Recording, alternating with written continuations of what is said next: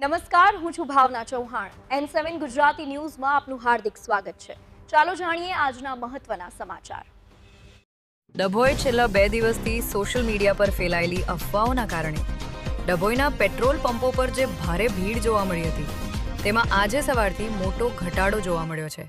હાલમાં શહેરના તમામ પેટ્રોલ પંપો પર સ્થિતિ સામાન્ય છે અને પૂરતો જથ્થો ઉપલબ્ધ છે.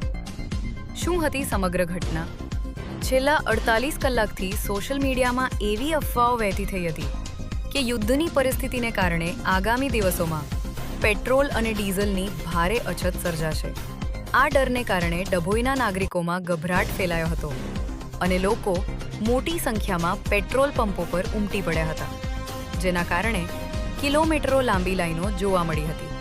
તંત્ર અને સરકારની સ્પષ્ટતા સ્થિતિને કાબૂમાં લેવા માટે પેટ્રોલિયમ મંત્રાલય અને સરકારના મંત્રીઓ દ્વારા સત્તાવાર જાહેરાત કરવામાં આવી હતી કે ગુજરાત સહિત દેશમાં પેટ્રોલ ડીઝલનો પૂરતો જથ્થો ઉપલબ્ધ છે.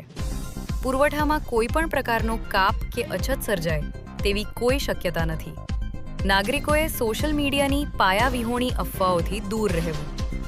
આજની સ્થિતિ સરકારની સ્પષ્ટતા અને સમજાવટ બાદ આજે સવારથી જ ડભોઈના દરેક પેટ્રોલ પંપ પર ભીડ ઓછી થઈ ગઈ. આ હતા અત્યાર સુધીના મહત્વના સમાચાર. તો આવા જ સમાચાર જોવા માટે જોડાયેલા રહો અમારી સાથે. નમસ્કાર.